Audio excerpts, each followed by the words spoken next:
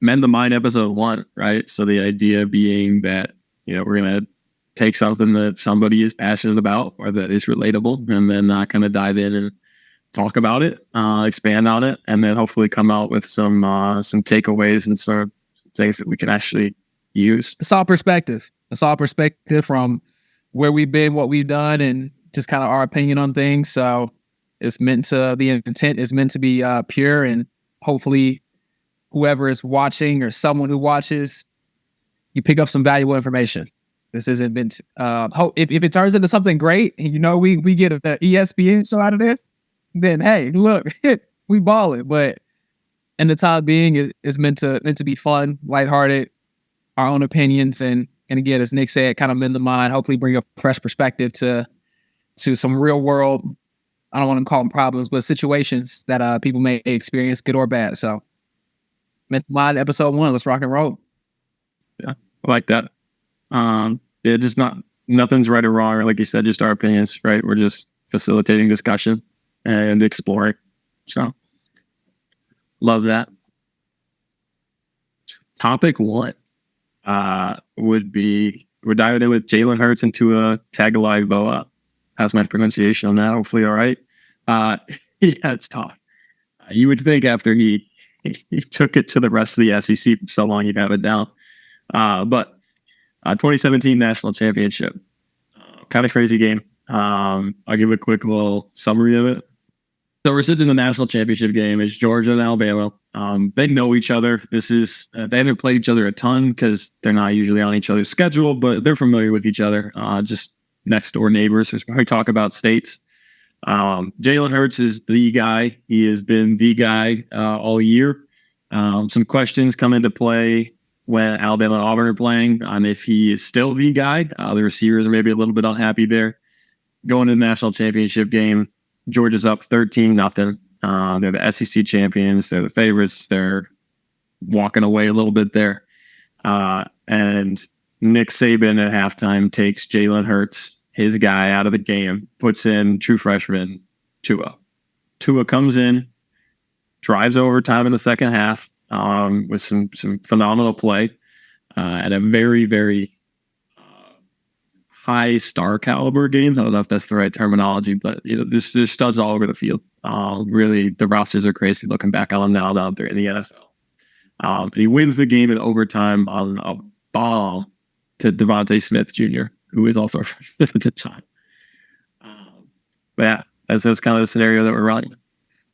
What's the first thing that sticks out to you, Mike? So I vividly remember that game, the overtime, and the first thing that sticks out to me or stuck out to me was that, yeah, Tua is good. He was good at the time, and still is good. But I almost feel like that last play of the game was miscommunication, blown coverage. Like it happened so fast that I don't even know if Georgia realized the ball was snapped, and Devontae Smith was down the field in the end zone already, but before the safeties even reacted. So beyond that, though, my initial thoughts were sat with Jalen Hurts, honestly, in a good way, because of how he responded to being benched. A lot of guys, and had Jalen Hurts responded differently, in my opinion, that could have resulted in a loss for Alabama. Truthfully, like had he not supported Tua, had he not been there on the sidelines, cheering him on the whole time, the result could have been significantly different. So I applaud Jalen Hurts for the way that he handled the change, the adjustment at halftime. And I really applaud Tua for being able to step into the role, respond, make plays against a great Georgia team, a great Georgia program at that, and help Alabama win. So, Yeah, I mean, I think you bring up a lot of good points there. The first one that stuck out to me was like, yeah, I mean, the play was crazy, right? So a little bit more perspective on it. Georgia kicks a field goal in overtime, and so they get the ball first. Alabama's going to get a chance to respond, and then they have to match or beat that to keep the game going or win it. And Georgia gets a sack. It's 2nd and 26. It's a 16-yard loss on play 1. And then the next play, you've got a bomb to Devontae Smith, who's wide open in the end zone. It's almost like, they didn't expect it, which is, I mean, kind of adds to the whole thing. I mean, you didn't expect Tua to come in. And as somebody who's like pretty into SEC football, like that's not very Alabama-esque, right? Like up until this point, up until Jalen Hurts, Alabama had a very prototypical quarterbacks. It's somebody who maybe isn't the most gifted, but can read a play, sit in the pocket, and deliver the ball to the studs around him. Facts. And this was the first quarterback room that really did more than that. And I think it really like blew the lid off for Alabama. Like, I don't know. Like you said, the locker room could have gone 2 different ways there. And they were getting beat with this new thing. I don't know if that would have pushed Saban back into that more prototypical mold when we talk about like a sports implication, but more generally, just like the locker room climate could go 2 very different ways when the leader of the locker room is faced with like an adversity like that. And so Jalen Hurts kind of, he said, what good is me being upset going to be about? Like, what good is that going to do for the team? Right. Which is crazy. I mean, like, I'd be tight. If somebody benched me in that moment, I would be upset. I would not be thinking clearly. And whether that's a recollection and he's formed those thoughts, or if that was in the moment, I mean, that's powerful. Kind of keeps that locker room in check. Yeah. I want to bounce back to something that you mentioned about Alabama and their typical quarterbacks that they normally have. When you think back, and my first thought is AJ McCarron. Who quarterbacked before AJ? I think it was Greg McElroy or Jake Coker. Two of them. I think that's yeah. So you think about those type of quarterbacks versus the last 3 quarterbacks that they've had: Jalen Hurts, Tua, and Bryce Young. I think Mac Jones in there too, but he also I think Mac Jones was before Jalen Hurts, so wasn't he? I think he came after Tua. Did he really? All a mix, but yeah. Still, so I'm thinking about dynamics though. You talk about the typical quarterbacks that Alabama have: sit in the pocket, read a defense, completely break a defense down, deliver a pass, throwing dimes, which the 3 quarterbacks I mentioned are still able to do. But when you look at how they've produced in the league, or I guess Bryce isn't there yet, but when you look at the type of dynamic runners that they are, they roll out the pocket a bit more than those previous quarterbacks. You talk about breaking a mold. Like, I wonder if that's something that Alabama's going to continue to do. So just a thought. I want to throw that out there before I let it go. But then you also talked about the way that Jalen Hurts responded. Like, what good does being mad do in this situation? When you talk about a real team sport, everybody has to be on the same page. When you build a program, I think that really, really speaks to the culture of the program. Because I'm sure there have been other guys at other positions who have been benched that we may not have heard about or known.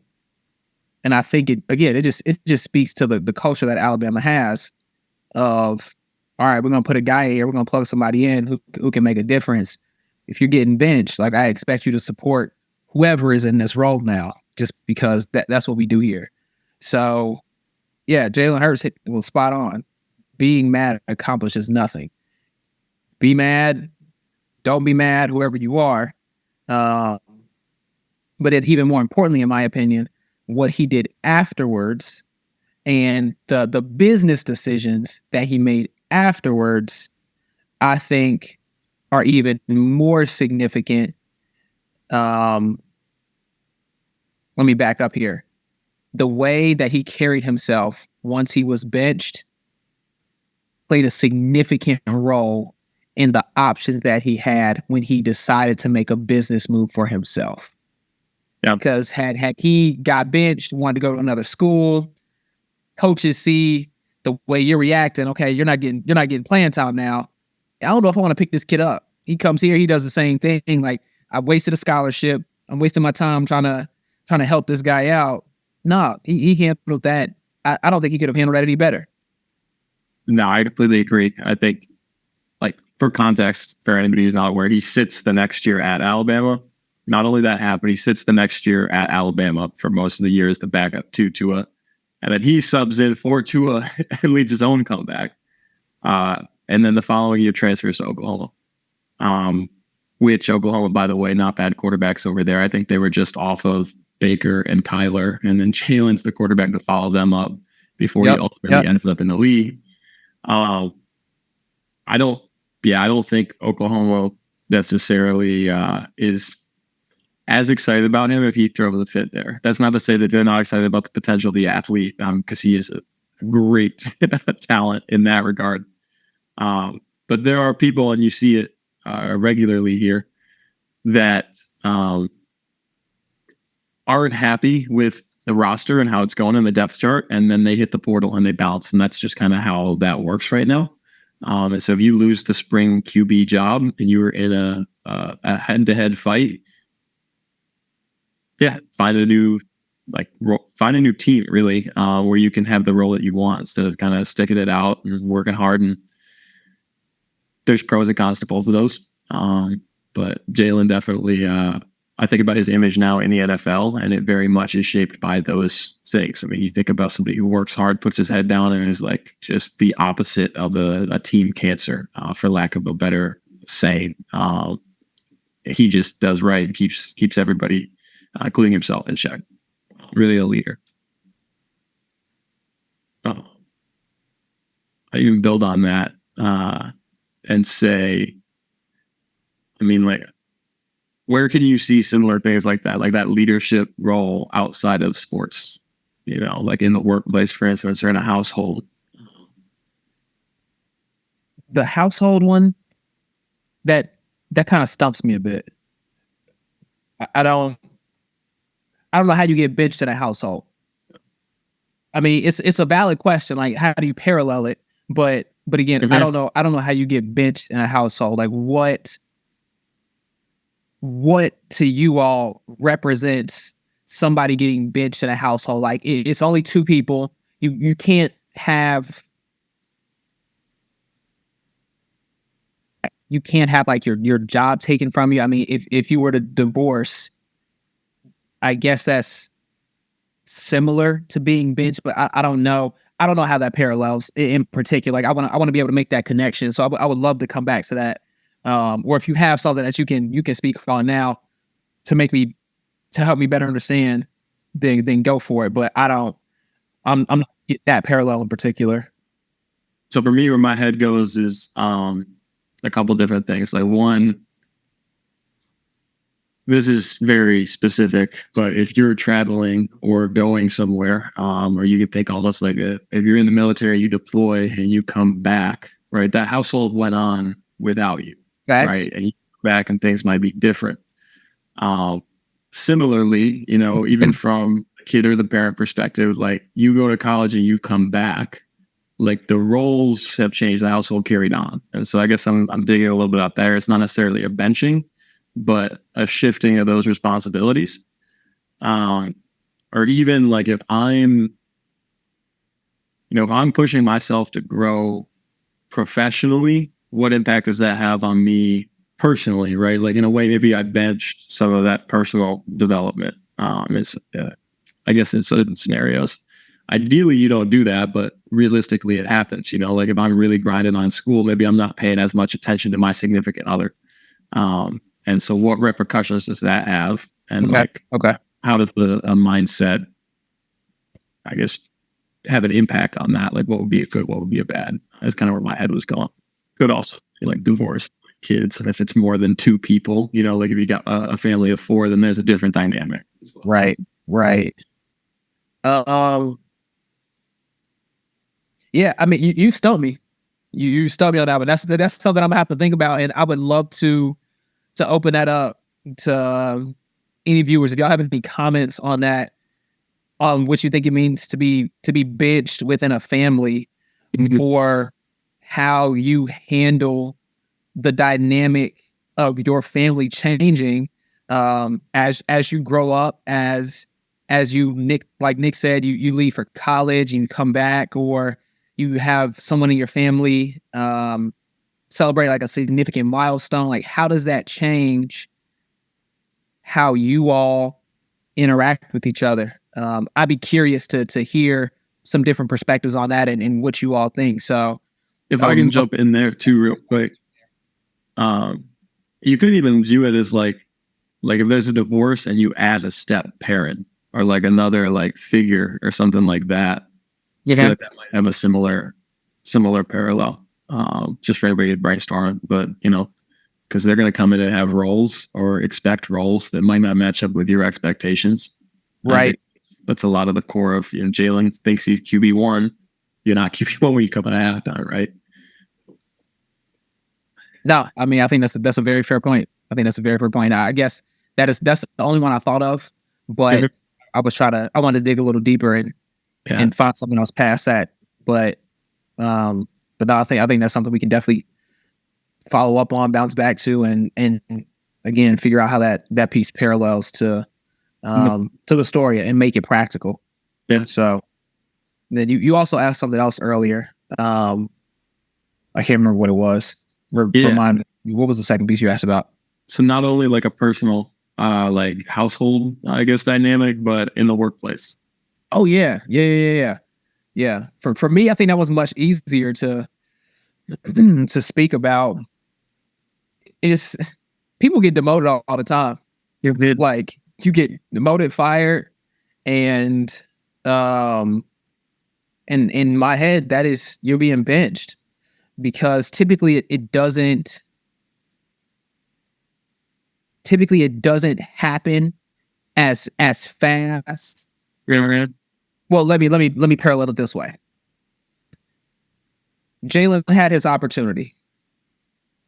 I'm sure that he, the QB coach, Saban, and whoever else is involved said, hey, we need to make these adjustments right here. Hey, look at the defense from this perspective. Check this coverage. Read it this way. And as a collective, they tried to make some real-time adjustments. Now, granted, they have a 2 hour, less than 2 hour time frame to do this within. When you think about the duration of a football game, and really for Jalen was much less because he only played a half. He had an hour to figure all this out and make it happen in real time. Where as in work, it's a little different, because you probably have a development plan that's going to be over a couple weeks or even over a couple months. So if that's the case, the parallel there is, all right, you have your development plan at work. How are you going to fix these things? If you don't fix these things, like, these are the consequences of your actions. I don't know if Jalen necessarily had that talk, like, hey, Jalen, if you don't get it together, man, we benching you. No, you go in at halftime, because you go in at halftime. If you are to tell somebody that in the middle of a game, he probably pull himself out the game mentally before they even get to halftime. But in the workforce, I think it's super easy to say that benching happens when you get demoted. Somebody else takes on the role or responsibilities that you have, whether they cut your team in half. If you're a manager of the team, they take some people from you, some team members from you, assign them to somebody else. They reduce your role. If you're an hourly person, they reduce your hours. And there are so many ways to take a look at that. But yeah, getting benched in the workplace is tough. I've seen it happen. I can't say I personally experienced it. But man, like, getting benched in the workplace, I could imagine how that then affects the family life that we kind of talked about. And now you start looking at the dynamic change inside of there. And now you look at, like you said, Nick, Are my responsibilities shifting? Am I spending more time, dedicating more time to figuring out this work piece, letting my relationships slip with my spouse, significant other, whoever it may be, not paying attention to my family, my kids? Like, how does that affect kind of your game? That is your game. As much as people say like, the workforce, this is what you have to do, this is where your time is committed to. When you, in my opinion, when you really break it down and really take a look at it, your family, your chosen and your family that you've built, that is your game. That is your responsibility. That's what you have to take care of. And everything outside of that, work, personal, whatever it is, those factors affect what's happening inside of your game, and vice versa for some. But that benching at work, that's tough. That's real tough. No, so I think actually you bring up like a lot of good points. The first thing that, so taking a couple notes, but the first thing that I wrote down when you started talking, Mike, was like a formal demotion, right? And the idea of like in the workplace, it doesn't necessarily happen just like super quick, right? There probably is a single moment where like that realization comes to be. But there's an informal decision probably far in advance. And it's like you said, like you can probably see this coming. In sports in particular, like we just see that reaction, we see that moment. We don't necessarily see all the things behind the scenes. Yeah. And so I think that's important to note. But even with this, like when you dive in a little bit more like behind the scenes, so we listened to, I think the background information that Josh Payton had on it. And the murmurs started with the boosters, with Saban and with the wide receivers months in advance. They actually didn't think that Jalen was going to play the semifinal game. They thought that was going to be Tua's game after Jalen had lost the Iron Bowl that year. And so that was in place, and then he played well in the semifinal game. So they let him start the championship game. But that brings me to a really interesting point. And I think when we consider like the different perspectives, one that kind of carries on throughout, and it's really a testament to Saban and the culture that he has in place at Alabama, is there is this sense of we over me, right? Like there's this sense of this team goal. And when Jalen gets benched, it's not about him, it's about the team. Like you said, like there's this opportunity, if we want to look at Tua's side of things, which is the opposite of what we've been talking with Jalen. And so for Jalen to get demoted, Tua gets that opportunity.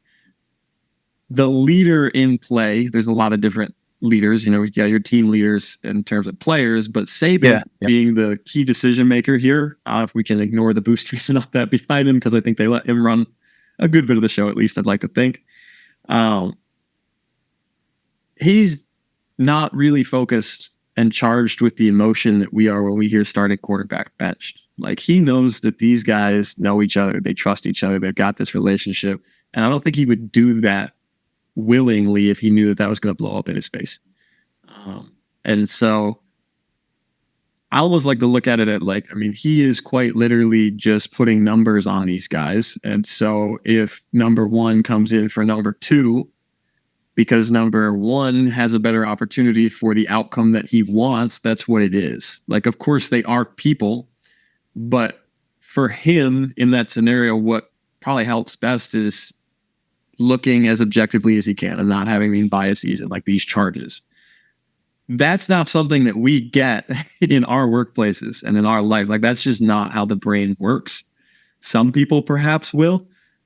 Those people also, you know, might struggle with some like connection, right? And so I think in the workplace in particular, it's very interesting to consider, you know, what biases do I have going on? How am I feeling? Like what emotional reactions am I having to these things? It's sometimes when that drives your actions and behaviors, you're not necessarily thinking as objectively as you can. And again, there are pros and cons to that, right? And for me, I know how I think about things is if I'm in Jalen's situation, I'm upset. And the reason I'm upset is because I think that I am quarterback one.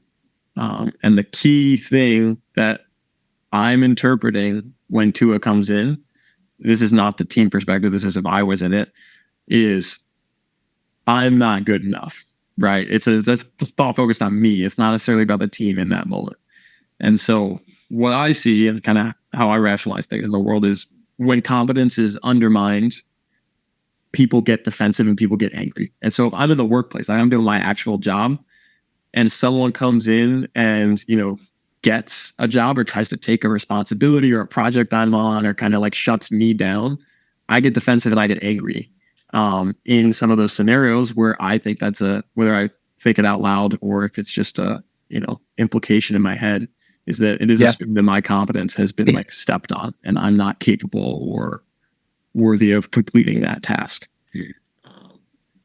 And so that's kind of where my head went. I think it's an interesting perspective to take, especially when you factor in turnover. I mean, diving in more with that, we just found out that we were a little bit incorrect earlier with how many quarterbacks were there, right? But there's so many quarterbacks from AJ McCarron to Bryce. 10 quarterbacks, almost 10 quarterbacks. Yeah. And a 10 year span.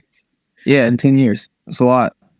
And so how does turnover, you expect turnover in college football. You don't necessarily expect turnover. It is a thing and it does regularly happen, but at your job, you're not expecting turnover. And so how do you keep everybody on the same page the way that a Saban does when people are leaving? Somebody gets a different job somewhere else that's a better opportunity. Somebody goes home with family or something like that. Somebody comes in and gets added to the team because, it's this really promising young adult who just finished school, or, it could even be like, oh, it's a friend of a friend, or it's the boss's daughter or whatever. The connections there. You get a new person in or you take a person out.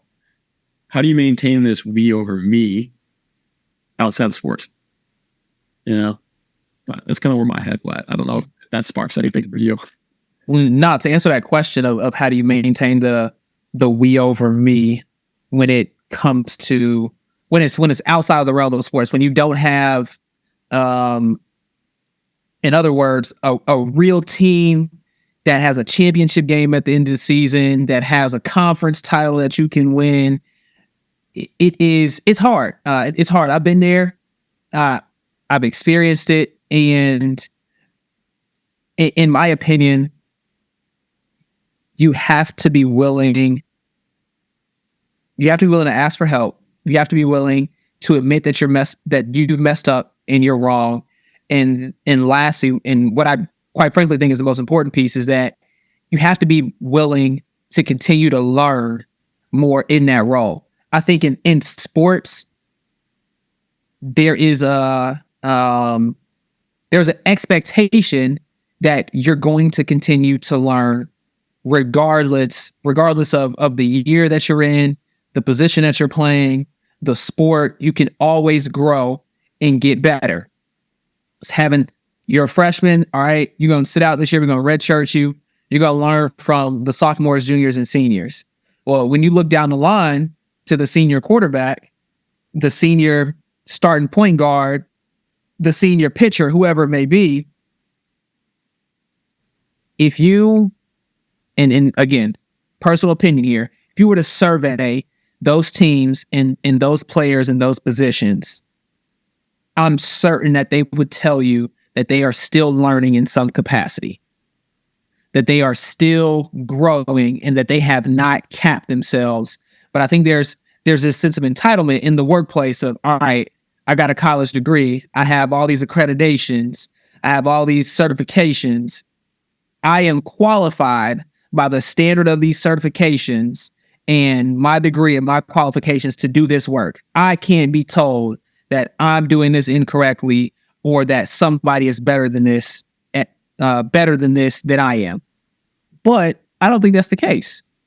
I think when it comes down to it, there are going to continue to be people who are better than you, whether that's younger or older, because the information that we have available to us that pool of information will continue to grow. There will continue to be ways where we can execute things better, find the solution of problems more quickly, respond in real time. Like, there are so many more factors that we don't think about now, that we didn't think about 5 years ago, that in 3 years we'll be like, man, we are so much further along than we were back then. So in the workplace, I think it's one of those things where it's just like, yeah, I have these qualifications. Yeah, I have these accreditations, but I'm still learning. And when you take that mindset to it, I think that completely changes the outcome or the response. You might have that Jalen Hurts response of, all right, I'm cool. It is still we. There's not so much. I have to diminish the me in here, and think about the me. I think, I'm sorry, think about the we, because this is still a company. We still have work to do. There might not be a championship game. There might not be a conference title, but for the greater good of the we, I have to be able to put myself on the back burner and let somebody drive the car for a minute. Like, let me learn. Let me take a seat in class and let this person teach that for as long as I need to get this information out of me. So, Yeah, I mean, a lot of thoughts. I thought that was awesome. Especially talking about kind of when you're working towards something, right? That's where I'll start. So with sports, like there's a goal, you're working towards it, right? And so it's easy to be accepting and learning of like the things around you when you're moving towards that goal.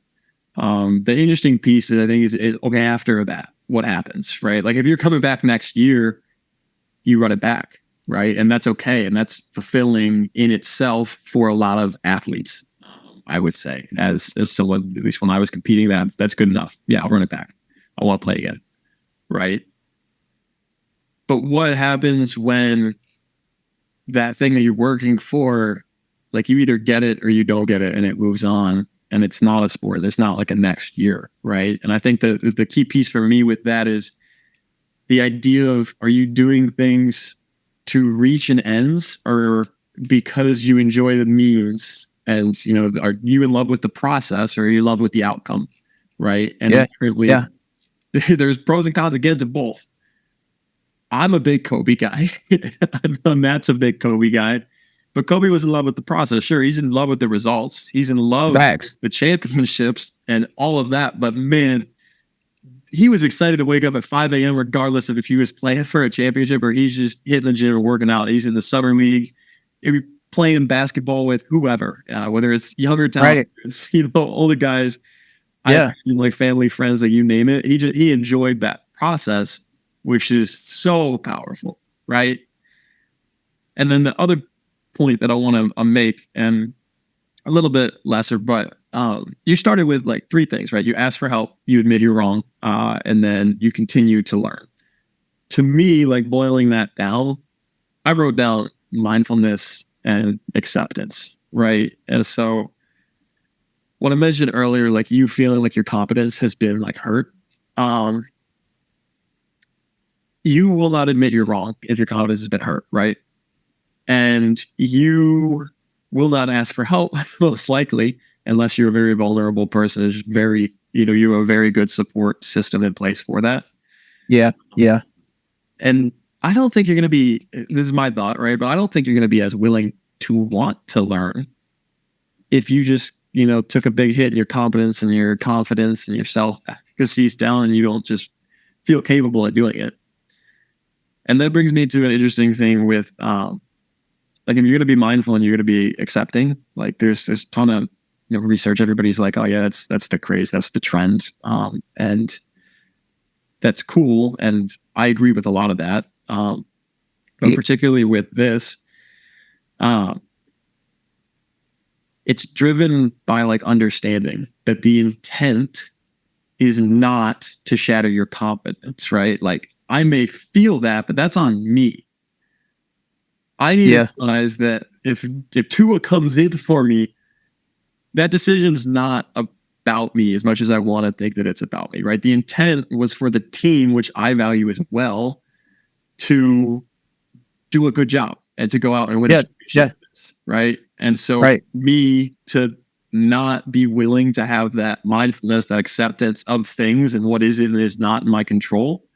Jalen realized that this is out of my control. This is what it is. I need to accept it and move on, because what else am I going to do? I'm not changing it. It's out of my control, right?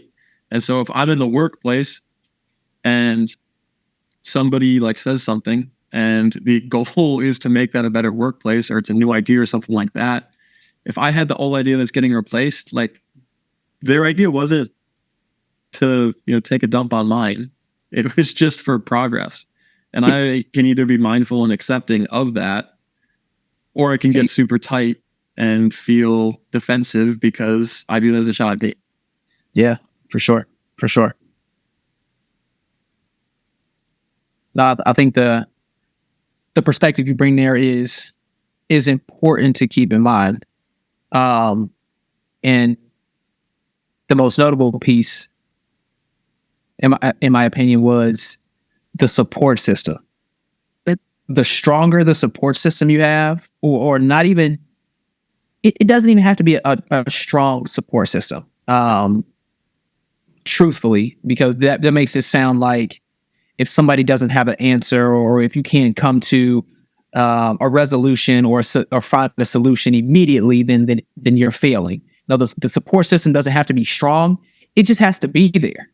Truthfully, if you have a support system of family, friends, in the workplace, just coworkers who you feel comfortable expressing frustrations, confidence issues, and we always want to talk about the bad. If you have those people in place that you can express wins to, like, yo, I just went out, smashed this, just did it, and those people will celebrate you, and they'll help make you feel good and want to make you feel good. Having those type of communities in place is so important, because when the time does come along where your idea, while it is a foundation, and I think we have to look at it that way, it's a foundation, it starts becoming a little more obsolete. Like when you think about, you build a house, the foundation is the first piece that goes down. Very good. People forget about the foundation. All they see is the house and what you build on kind of going up from there. So your foundation is firm. It's solid. But again, as we want to get better and continue to grow, continue to learn and make adjustments, you're going to get blinded by that house. Put this nice door up. You got a big driveway. You got a nice lawn. You get this nice porch. All that stuff, it covers the foundation. The foundation is still in place. So that support system, it doesn't have to be strong. It just has to be there. And we got to make sure that we have people in our corner who are willing to be a part of our support system, or part of our foundation, to help us when we have those confidence issues. Like when that confidence starts to waver in the workplace, in sports, in life in general, when that confidence starts to waver, it can really make or break you. If your support system isn't there to catch you, or to be a safety net, and you fall 15 feet versus 5 feet, that 5-foot climb is a lot easier to make than that 15-foot track. So I think you really hit it spot on when you talk about having a support system, having people in place to help you combat that confidence issue, for sure. And I mean, building off that, like, great points again. That support system being in place is huge. And I'll take it one step further, like, not necessarily how you utilize it, but that you are able to utilize it, right? Like, for sure. Facts. Like, one of the biggest things that I struggle with is like being vulnerable, just in general. Yeah. Like I don't like coming off as vulnerable, but my relationships with people I can be vulnerable around are so much stronger because I can. And that's not saying like you need to go be vulnerable. It could work differently for you, but I've noticed for me, like, that is a big thing. And also, like you said, it doesn't have to just be bad, right? Like, it can be good. Like when you talk about building relationships, it's just as, if not more important, who, you are sharing and reminiscing in the good with as the bad. I mean, you don't want a relationship that's all bad. It's somewhat unrealistic to say that, relationship's going to be all good. I mean, maybe one can, but something else is picking up flat, unless you're just really, really, really thriving mentally, which, maybe one day we'll get there, but I know I'm not there. And so when you talk about building those relationships, I think like an important piece to me is calling out the good, right? Like I always go back to, I was riding around road trips here and there, going on like hikes and stuff with my buddies after our, I think, freshman year of college. And when we're driving, like we noticed how easy it was, especially on these longer trips, to kind of get irritated with the people around us. You know, like a nice blinker dickhead, right? Like that's not very productive, right? But my buddy looks at me and he's like, he's driving. We're making fun of a driver. He's driving. He looks over at me. And he's like, you know, we never call out the good. I'm like, that has stuck with me. When was the last time I actually meant nice blinker? And hopefully his name's not dickhead, but you know, like nice blinker, man. Like that's nice, right? Because that's important. And like not only just saying something's good, but understanding how to replicate it, right? I'll use another example, like rock climbing. Did a little bit of rock climbing. Wasn't the best at it, but when we would go, if somebody fails a route, they fail an attempt, to just not even fail, just don't complete it or don't get it how they wanted to. What's the first thing we do? We go over and we explain, like, okay, well, you were here. You know, maybe it's your body movement needs to be here, and you need to put more weight on this side and be able to like, kind of swing it and contort this way, so you can get back this way, so you can get up the wall, right? Like we're naming strategies of like what went wrong and what could have been better. Yeah. We don't really do that when somebody does something good, though. And so, like, if you complete the wall, you come down and I'm like, hey, yo, Mike, nice. Like, that was solid. Good work. I didn't name any strategy that was effective. So how are you going to replicate that? Like, the rock climbing example is easy. But at work, like, instead of like, hey, great job today, why don't you name a strategy that they did well so they know what to continue doing? You know, because I feel like that's just as important. And it's something that I don't think gets looked at a ton. That's really interesting that you bring that up. That's really interesting, because I don't think I've ever thought of it that way either. I've heard cliche sayings. People talk about, you know, what do you do if you fail? You get back up and try again, right? You get back up and try again. What do you do if you succeed? And people just, they always get stuck like, I don't know, you accomplished the goal. So like when you say that, that's where my head goes to, yeah, what do you do when you succeed? Like, how do you, whether it's celebrate that, strategize off of that? And then I had another thought was, how do you learn a separate successful route? So you figured it out one way. Yeah. Is there another way that you could solve this problem and figure the same thing out and get a successful result? Exactly. So to your point of talking strategy, hey, you did really well with that. Made me follow it up with, you mind like help me understand, like, what'd you do there? Like, how did you do that? Okay, and then from there you can always break down. Oh, okay, I like this. Well, did you think about maybe attacking it this way as well? All in good faith. Yeah.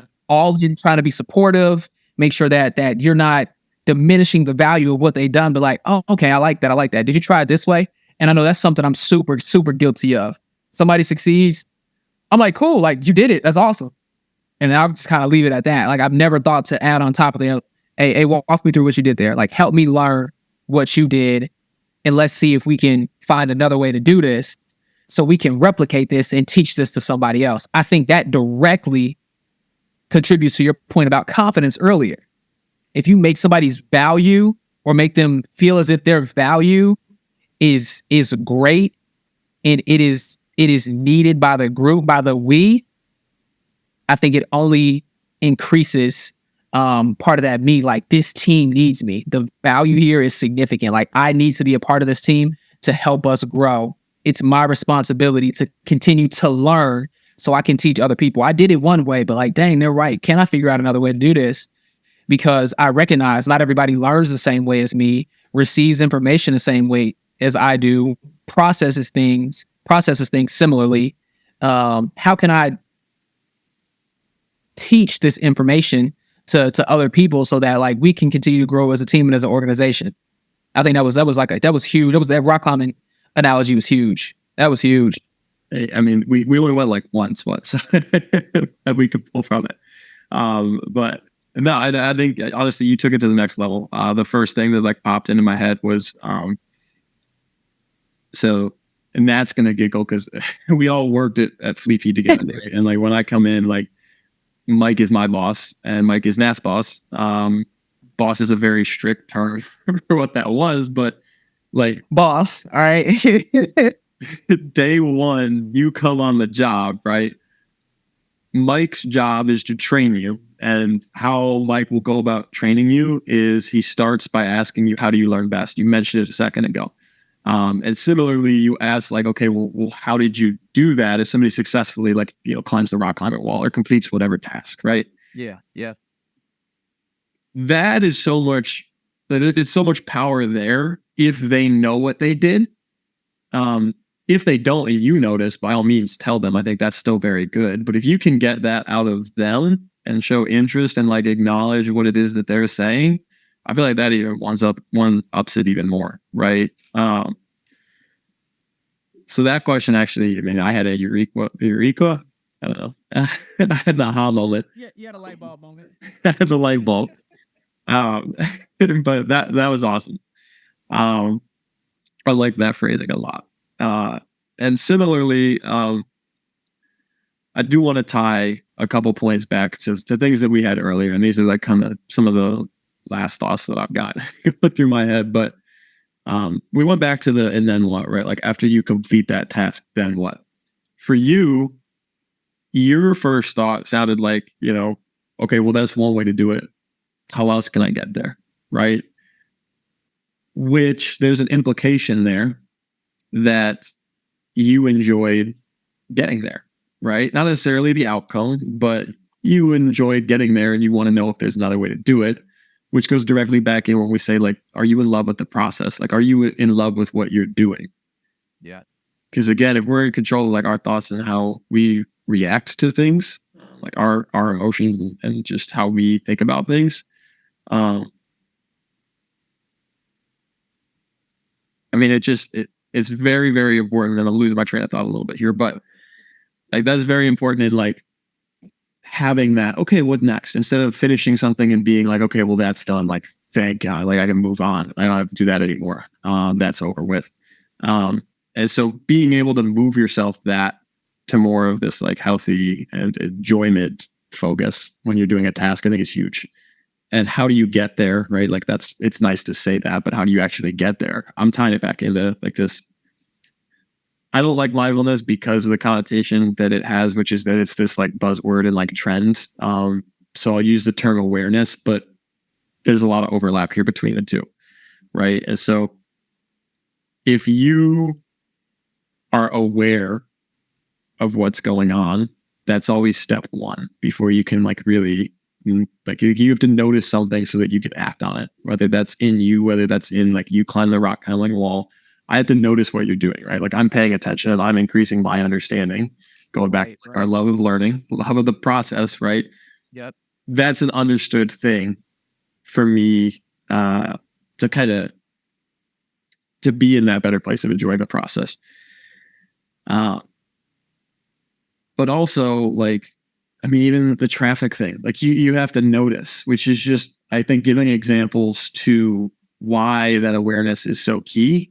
Like nobody says like, I like mindfulness because I want to be able to sit on the floor and not think about anything for 40 minutes. Like that's not the point, like that. That's not what people are like. Yeah, this is such a good thing. Like, look, I learned how to do nothing. They're able to like kind of just self-regulate for 40 minutes on the floor. We talk about like meditation and stuff like that. Through my experience, is one of the most challenging things is being able to have a thought, realize that, that's not what you're doing right now, accept that you had a thought, let that thought pass, and then continue without like sitting on that thought. And so we're talking about being defensive because something's undermined again. Like, where is your awareness? Is there an awareness of this intent? Like if somebody's not out to get me, why am I getting mad? Mm-hmm. And be able to like have those thoughts and let them pass instead of like sitting there and beating yourself up or thinking yourself into a hole. That's the benefit of awareness or of mindfulness to me.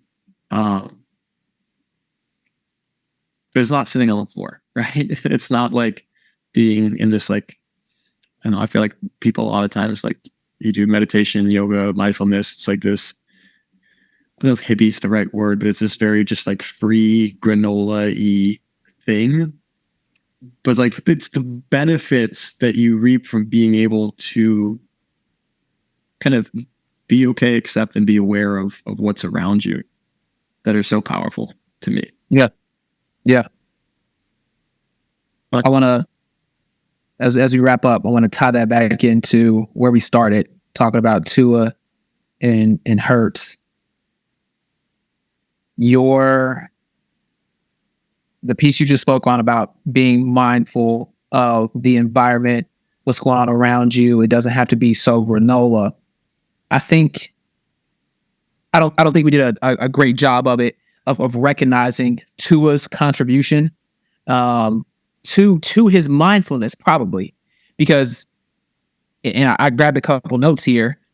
I'm gonna parallel this to our time at Fleet Feet together. A lot of people don't know Nat was at Fleet Feet well before I was. So I had to first learn from Nat and from the people that were there before me before I could go on to manage anybody. And that made me think about, one, how you treat people, the investment that they have. Nat could have easily managed that store. Like if she wanted to, like if that was on her heart to do so, she could have absolutely managed that store. She's shaking her head no. But she could have done that and the store would have run just as well. That wasn't her investment. That's not where she wanted majority of her time spent, which is cool. But there is still something to be said about learning from those who come before you. Tying it back to Tua and Hurts. What if Tua hadn't been mindful enough to know, all right, Jalen is QB1 right now. I'm still going to do all I can to be by his side, to support him, to learn from him, to grow from him, to be positive towards him. Or it could be a we and me thing for the sake of me, for my growth, for my future self. Yeah.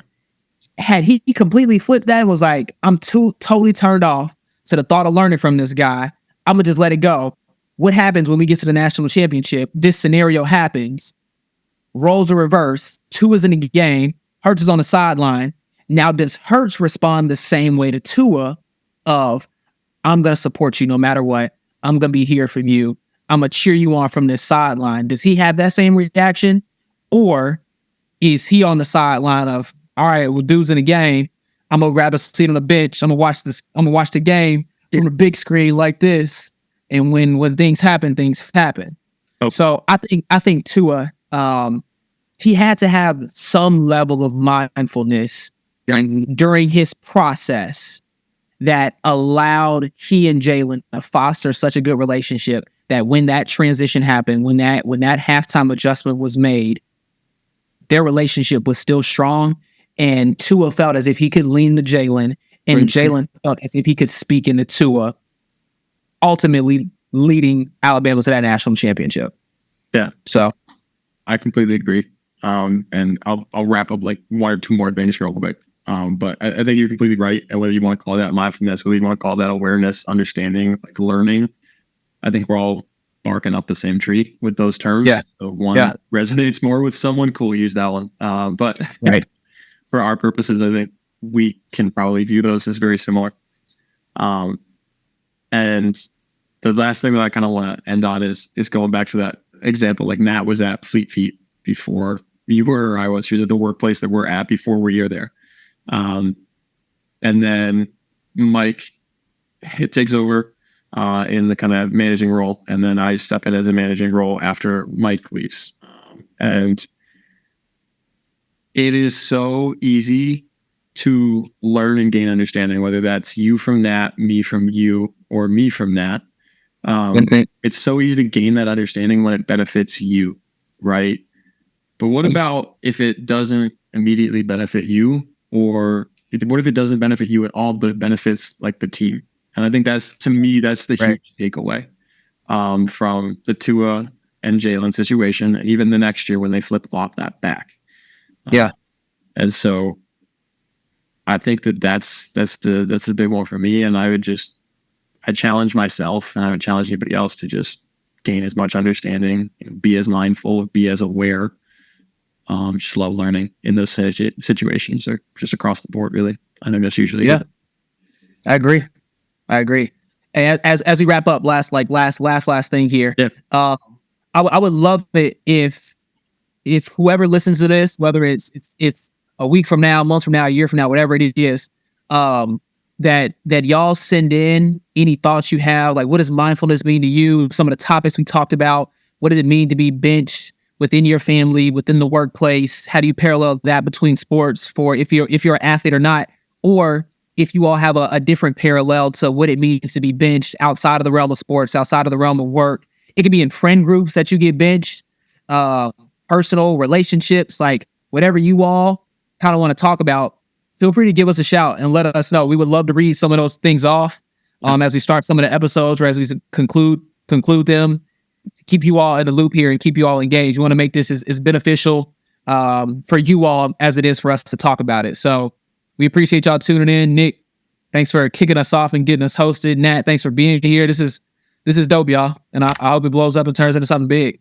Yeah, I echo all that. And similarly, one more thing I'll add to Mike's is if we say something and you're like, okay, that's cool, but how do you do that? Ask that too. We can talk about our experience or research and things like that. Facts. Stuff that we're passionate about. Well, yeah. Dope. Good solid episode. Solid.